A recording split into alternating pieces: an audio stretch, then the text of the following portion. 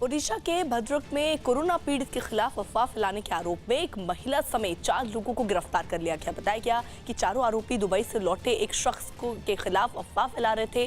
कुछ दिनों पहले दुबई से लौटे उस शख्स को कोरोना पॉजिटिव पाया गया था। पुलिस ने सोशल मीडिया पर अफवाह फैलाने के आरोप में चारों लोगों को गिरफ्तार कर लिया। दिल्ली के निजामुद्दीन इलाके में तबलीगी जमात के मरकज से लोगों को निकाले जाने के बाद उसे सैनिटाइज किया गया। सैनिटाइजेशन के लिए एमसीडी ने वहां अपनी एक बड़ी टीम भेजी, जिसने वहां पहुंचते ही मरकज की ओर जाने वाले रास्ते पर केमिकल का छिड़काव शुरू कर दिया। रास्ते का कोई हिस्सा सैनिटाइज होने से छूट न जाए, इसलिए ड्रोन कैमरे से भी नजर रखी गई। दिल्ली के तबलीगी जमात के मरकज में एमसीडी की टीम पहुंची है इस मरकज को सैनिटाइज करने के लिए। रास्ते को सैनिटाइज करते हुए एमसीडी की टीम तबलीग के मरकज तक पहुंची और थोड़ी देर रुकने के बाद मरकज के अंदर घुस गई। एक दिन पहले ही मरकज के आसपास के पूरे इलाके को सैनिटाइज किया गया था, लेकिन मरकज के अंदर कई लोग मौजूद थे, इसलिए उसे दूसरे दिन सैनिटाइज करना पड़ा। सैनिटाइजेशन के लिए एमसीडी ने 30 लोगों की टीम बनाई, जिसने मरकज के चप्पे चप्पे को सैनिटाइज किया।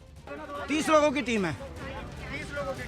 कमिश्नर साहब करेंगे या पूरे इलाके को करेंगे? पूरा इलाका कल हो चुका है, आज मरकज रह गया। निजामुद्दीन में हुए तबलीगी जमात के कार्यक्रम के बाद देश के कई राज्यों में कोरोना वायरस के मामले सामने आ चुके हैं। वहीं तबलीग के मरकज से करीब 2000 लोगों को निकाला गया है, जिनमें 1500 लोगों को क्वारंटीन में रखा गया है। नमस्ते, मैं हूं अर्पिता आर्या। नमस्ते, मैं हूं किशोर अजवाणी और अब सुबह 9 बजे का कोरोना बुलेटिन।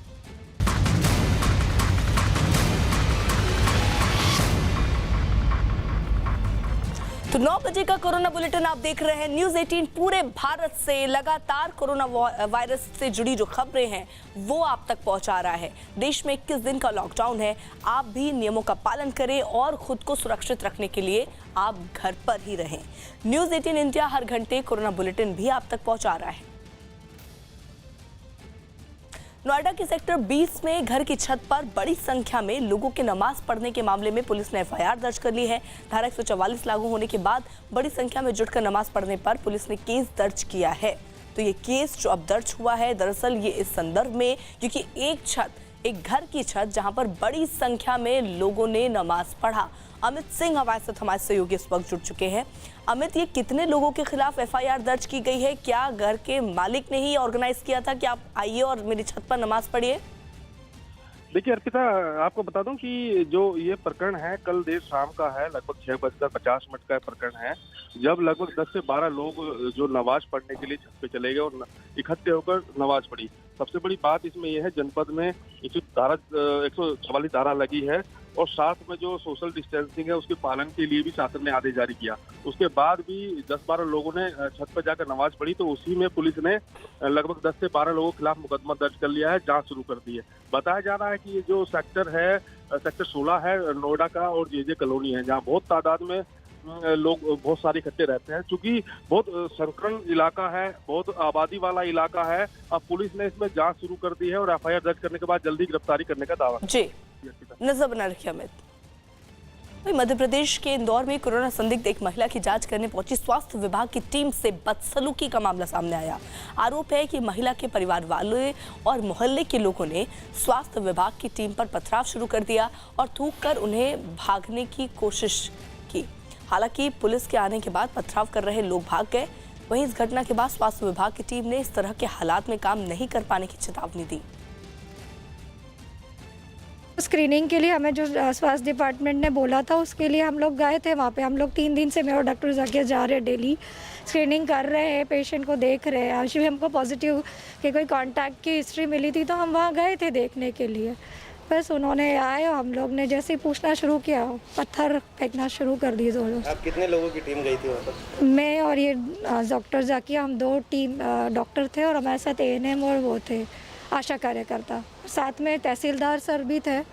वो अच्छा हुआ और पूरी पुलिस फोर्स भी थी, सो दैट्स व्हाई हम लोग बच के आ गए, अदरवाइज बच नहीं सकते थे। दिल्ली के निजामुद्दीन में तबलीगी जमात के मरकज में शामिल हुए लोगों की तलाशी के लिए मुंबई के सांताक्रूज इलाके में बड़े मस्जिद में छापेमारी हुई। वहां जमात के कई सदस्यों को पकड़ा गया। तबलीगी जमात के ये सदस्य दिल्ली के कार्यक्रम से लौटकर आए थे। इनमें राजस्थान, गुजरात, महाराष्ट्र के लोग शामिल हैं। अब सभी तबलीगी जमात के सदस्यों को क्वारंटीन कर दिया गया है। तो अब इन लोगों को क्वारंटीन करके इनके संपर्क में और कितने लोग आए हैं उनकी भी जांच हो रही है। दिल्ली के निजामुद्दीन में तबलीगी जमात के मरकज के अंदर का एक वीडियो सामने आया। मोबाइल से शूट किए गए एक वीडियो में साफ दिखा कि मरकज में जमा लोगों ने नियमों की किस कदर धज्जियां उड़ाई।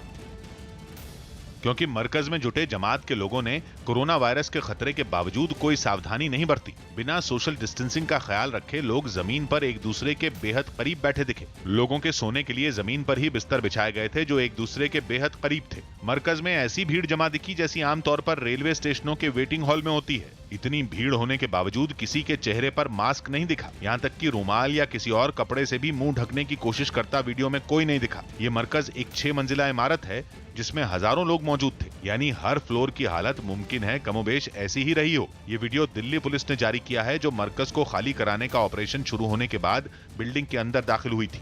और उसके बाद ही मरकज में हुई लापरवाही की बात सामने आई। मरकज में जुटे लोगों को निकालने का ऑपरेशन करीब 1.5 दिन चला, जिसमें बिल्डिंग से 2346 लोगों को बाहर निकाला गया। इनमें 536 लोग ऐसे हैं जिनमें कोरोना वायरस के लक्षण हैं, इसलिए इन्हें अलग अलग अस्पतालों में भर्ती करवाया गया है। इन सभी लोगों का कोरोना वायरस का टेस्ट किया गया है, जिसकी रिपोर्ट अभी नहीं आई है। दिल्ली में मरकज से निकले 24 लोगों में कोरोना वायरस पॉजिटिव मिल चुका है। मरकज खाली कराने का ऑपरेशन इन 24 मरीजों के मिलने के बाद ही शुरू हुआ था, जबकि मरकज से निकले 1810 लोग ऐसे हैं जिन्हें अलग अलग क्वारंटीन सेंटर में भेज दिया गया है ताकि ये लोग किसी के संपर्क में ना आए।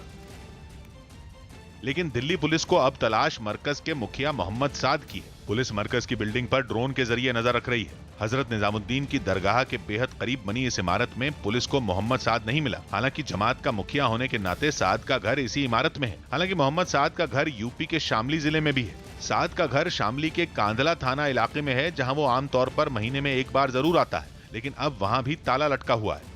मोहम्मद साद की तलाश दिल्ली पुलिस की क्राइम ब्रांच कर रही है, लेकिन उसकी तलाश करना टेढ़ी खीर बना हुआ है। सबसे बड़ी परेशानी यह है कि मोहम्मद साद कोई मोबाइल फोन इस्तेमाल नहीं करता, इसलिए पुलिस के लिए उसकी लोकेशन को ट्रैक करना मुमकिन नहीं है। यहां तक कि वो ईमेल या किसी और इलेक्ट्रॉनिक उपकरण का इस्तेमाल भी नहीं करता जिससे उसे ढूंढा जा सके।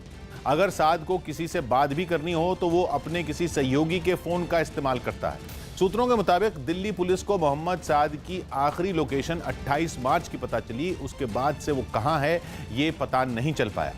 लेकिन तबलीगी जमात के कार्यक्रम से लौटे लोगों की तलाश देश भर में हो रही है। देश भर में कई राज्यों में ऐसे लोग मौजूद हैं जिन्हें ढूंढना बड़ी चुनौती बना हुआ है, जिसके लिए कई राज्यों में पुलिस की टीमें छापेमारी कर रही हैं। यूपी के प्रयागराज में शेख अब्दुल्ला मस्जिद और मुसाफिर खाने में जब पुलिस की टीम पहुंची तो कुल 36 लोग वहां ठहरे हुए मिले। इनमें 9 लोग ऐसे हैं जो तबलीगी मरकज के कार्यक्रम में शामिल हुए थे। सबको पूरे एहतियात के साथ एम्बुलेंस में बिठाकर क्वारंटीन सेंटर ले जाया गया। यूपी के हाथरस की एक मस्जिद में पुलिस ऐसे ही कुछ लोगों की तलाश में पहुंची, जहां 15 लोग मिले। इन 15 में 8 ऐसे हैं जो मरकज के इज्तिमा में शामिल हुए थे। मेरठ में भी ऐसे 100 से ज्यादा लोगों को ढूंढने में कामयाबी मिली जिन्हें क्वारंटीन किया गया है। पूरे यूपी में ऐसे लोगों को चिन्हित किया जा रहा है जो तबलीगी समाज से जुड़े लोग थे, या तो दिल्ली के मरकज में शामिल हुए थे या फिर उनके कोई संबंध थे। हालांकि चुनौती केवल लोगों को ढूंढने की नहीं है, बल्कि ये पता लगाने की भी है कि ये लोग मरकज से निकलने के बाद किन किन लोगों से मिले और इनके संपर्क में कौन कौन लोग थे। इसलिए सबसे पहली कोशिश ऐसे लोगों को ढूंढने की है। राजस्थान पुलिस भी ऐसे लोगों की तलाश में जुटी है। अलवर की एक मस्जिद में कुछ लोग मिले जरूर, लेकिन उनमें कोरोना के लक्षण नहीं मिले। एहतियातन सभी को क्वारंटीन कर दिया गया। जांच इनकी बेसिक कर ली गई है, हाथों पे मोहर लगा दी गई है और इन्हें हिदायत दे दी गई है कि इस आइसोलेशन कैंप से बाहर नहीं निकलेंगे। दिल्ली की भी ऐसी कई मस्जिदें हैं जहां मरकज के कार्यक्रम में शामिल होने के बाद से ही लोग रह रहे थे। मंगोलपुरी की एक ऐसी ही मस्जिद से 7 विदेशी नागरिकों को निकालकर क्वारंटीन सेंटर भेजा गया। आंध्र प्रदेश के कृष्णा जिले में भी कुछ लोग ऐसे हैं जो मरकज के कार्यक्रम में शामिल हुए थे। स्वास्थ्य विभाग की टीम पूरे एहतियात के साथ उनके घर पहुंची और उन्हें आइसोलेशन सेंटर में ले गई। और तबलीगी जमात से जुड़े लोगों की तलाश इसलिए तेज हुई है क्योंकि देश भर में कोरोना वायरस के मरीजों की संख्या बढ़ने के पीछे मरकज को जिम्मेदार माना जा रहा है। केंद्रीय स्वास्थ्य मंत्रालय के मुताबिक केवल एक दिन में 7 राज्यों में ऐसे 154 मामले सामने आए हैं जिनका सीधा कनेक्शन तबलीगी जमात के मरकज से है। पॉजिटिव केसेस बढ़ गए हैं, जिसमें एक मुख्य कारण है कि तबलीगी जमात के जो मेंबर्स थे वो देश में जब उन्होंने भ्रमण किया तो उसके द्वारा केसेस फैले हैं। केसेस जम्मू कश्मीर से 23 कंफर्म नए केसेस, तेलंगाना से 20 केसेस, आंध्र प्रदेश से 17 केसेस, अंडमान निकोबार से 9, तमिलनाडु से 65 केसेस, दिल्ली से 18 केसेस और पुडुचेरी से 2 नए केसेस इस ट्रांजिट रिलेटेड हिस्ट्री से पाए गए हैं। देश भर में कोरोना वायरस के मामले तेजी से बढ़ रहे हैं। देश में कोरोना के मामले बढ़कर 1834 हो गए हैं। पिछले 24 घंटों में कोरोना के 437 केस बढ़े हैं, जो एक दिन में अब तक सबसे ज्यादा बढ़ने वाले मामले हैं। यही नहीं, कोरोना से मरने वालों का जो आंकड़ा है वो भी बढ़कर 41 हो गया है। हालांकि देश भर में कोरोना के 144 मरीज ठीक भी हुए हैं। लॉकडाउन में खाने पीने के संकट से जूझते लोगों को मुफ्त में गेहूं और चावल देने की योजना उत्तर प्रदेश में शुरू तो हो गई, लेकिन सरकारी राशन की दुकानों पर कोरोना से बचाव के लिए बताए गए जरूरी नियमों का पालन नहीं किया गया। कई जिलों में तो मुफ्त राशन के लिए लोगों के बीच धक्का मुक्की भी हुई। और मेरठ में तो सरकारी राशन की दुकानों के बाहर लोगों की भीड़ इकट्ठा हो गई। सीएम की अपील और विभाग के दिशा निर्देशों के बावजूद सोशल डिस्टेंसिंग का पालन नहीं हुआ। लोग राशन लेने के लिए यहाँ इकट्ठे हुए हैं। यहाँ पर सोशल डिस्टेंसिंग का ख्याल रखना चाहिए था, लेकिन ये भीड़ देखकर लगता है कि सोशल डिस्टेंसिंग की धज्जियाँ यहाँ पर उड़ रही हैं। सुबह से जब से आए हैं यही बात बोली जा रही है, थोड़ा सा दूर दूर होकर बैठो, थोड़ा सा दूर दूर होकर बैठो। कोई सुनने को राजी नहीं है, ऊपर से लड़ाई झगड़ा करने को तैयार हैं। मेरठ की तरह आगरा में भी नियमों की अनदेखी हुई। मुफ्त राशन लेने पहुंचे लोग एक दूसरे से दूरी बनाकर खड़े नहीं हुए। राशन की दुकानों के बाहर लोगों की लंबी कतार दिखी। सरकार ने जो लॉकडाउन किया उसका मतलब क्या है? राशन की दुकान पर लंबी भीड़ लगी हुई है बहुत बड़ी। मेरठ और आगरा की तरह सिद्धार्थनगर जिले में भी सोशल डिस्टेंसिंग का पालन नहीं हुआ। हालांकि इन नियमों का पालन कराने की जिम्मेदारी सरकार ने सभी जिलों के डीएम को सौंपी है। योगी सरकार ने लॉकडाउन को देखते हुए अंत्योदय अन्न योजना के कार्ड धारकों को मुफ्त में राशन देने की योजना शुरू की है। इसके अलावा मनरेगा, श्रम विभाग और नगर विकास विभाग के दिहाड़ी मजदूरों को भी इसमें शामिल किया गया है। जिन लोगों को होम क्वारंटीन किया गया है उन्हें भी सरकार की तरफ से मुफ्त में राशन दिया जा रहा है। लॉकडाउन में खाने पीने के संकट से जूझते लोगों की मदद के लिए सरकार ने ये कदम उठाया है। कोरोना के बढ़ते प्रभाव के बीच आयुष मंत्रालय ने शरीर की प्रतिरोधक क्षमता बढ़ाने के लिए कई उपाय सुझाए हैं।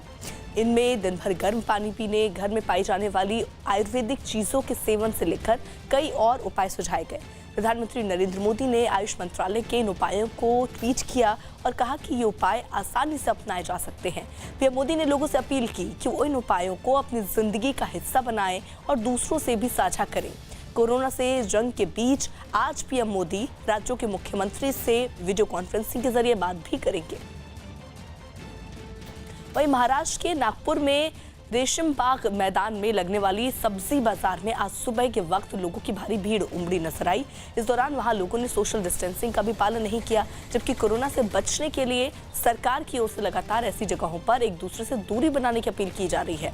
लेकिन इसके बावजूद सब्जी खरीदने के लिए पहुंचे लोग एक दूसरे के बेहद करीब नजर आए। लोगों में सब्जी खरीदने की होड़ लगी दिखी। सब्जी बाजार में इतनी भीड़ इकट्ठा हो गई कि लोगों के लिए वहां से निकलना तक मुश्किल हो गया। कोलकाता के एक इलाके में खाने पीने का सामान बांटने से रोके जाने पर बीजेपी नेताओं और पुलिस में बहस हो गई। वहां लॉकडाउन के बीच बीजेपी कार्यकर्ता एक मोहल्ले में सामान बांटने पहुंचे और जरूरतमंद लोगों को एक लाइन में खड़ा करके उन्हें सामान बांटने लगे। लेकिन इसी बीच पुलिस वहां पहुंच गई और बिना इजाजत ऐसा करने से बीजेपी कार्यकर्ताओं को रोक दिया। पुलिस की इस कार्रवाई के बाद वो भड़क गए।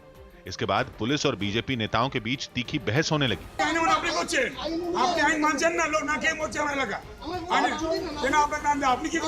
इस दौरान पुलिस के समर्थन में भी कुछ और लोग वहां पहुंच गए और खाने पीने का सामान पुलिस को सौंपने की मांग करने लगे। लेकिन बीजेपी कार्यकर्ता खुद ही सामान बांटने पर अड़े रहे।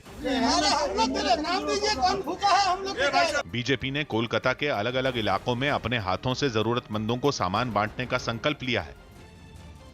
यूपी के मुजफ्फरनगर में लॉकडाउन के दौरान उस समय हंगामा खड़ा हो गया जब लॉकडाउन के दौरान जुटी लोगों की भीड़ को समझाने गई पुलिस टीम पर हमला कर दिया गया। भीड़ के हमले में एक सब इंस्पेक्टर और 2 कांस्टेबल घायल हो गए। आरोप है कि भीड़ ने पुलिसकर्मियों को लाठी डंडों से पीटने के बाद पथराव भी किया। बताया यह भी गया कि वहां के पूर्व प्रधान के घर के बाहर जुटी भीड़ ने पुलिस पर हमला किया। पुलिस ने घायल सब इंस्पेक्टर और कांस्टेबल को हॉस्पिटल में भर्ती कराया। घटना के बाद पुलिस के बड़े अधिकारी मौके पर पहुंचे और पूर्व प्रधान समेत 3 लोगों को गिरफ्तार कर लिया गया। मोरना गांव में पूर्व प्रधान है नाहर सिंह, उसके घर पे काफ़ी भीड़ थी, तो उनको समझाया जा रहा था कि भाई लॉकडाउन है, आप सभी लोग अपने अपने घरों में रहें, दूरियां बना के रखें। उसी बीच में इन लोगों के द्वारा पुलिस पर हमला किया गया। हमले के दौरान हमारे सब इंस्पेक्टर और 2 कांस्टेबल्स घायल हुए हैं और उसमें थे और उसके अलावा भी अन्य लोग थे इसमें। तो उसमें से नाहर सिंह और जो उसके लड़के हैं उनकी 2 पत्नियां थी, महिलाएं भी थी, पुरुष भी थे, सब लोग हमले में शामिल थे। 3 लोगों को अरेस्ट किया गया है। बाकी लोगों के लिए भी हमारी टीम्स लगी हुई हैं। बहुत जल्दी बाकी लोगों को भी अरेस्ट किया जाए। रूस के राष्ट्रपति व्लादिमीर पुतिन पर भी कोरोना वायरस से संक्रमित होने का खतरा मंडराने लगा है। जानकारी के मुताबिक कुछ दिन पहले राष्ट्रपति पुतिन से मिलने वाले एक डॉक्टर को कोरोना पॉजिटिव पाया गया है। इस डॉक्टर से व्लादिमीर पुतिन की मुलाकात उस वक्त हुई थी जब वो एक अस्पताल के दौरे पर गए थे। डॉक्टर और राष्ट्रपति के बीच हुई इस मुलाकात की तस्वीरों में दोनों हाथ मिलाते हुए भी दिखाई दिए। हालांकि इस खबर के सामने आने के बाद राष्ट्रपति के दफ्तर की तरफ से बताया गया कि राष्ट्रपति स्वस्थ हैं और उनका नियमित हेल्थ चेकअप किया जा रहा है। गुजरात के सूरत में अष्टमी के मौके पर लोगों ने अपने घरों की बालकनी में खड़े होकर आरती की। वहां की एक सोसाइटी में अष्टमी के मौके पर बड़ी आरती का आयोजन किया गया था, लेकिन लॉकडाउन की वजह से सोशल डिस्टेंसिंग बनाए रखनी थी।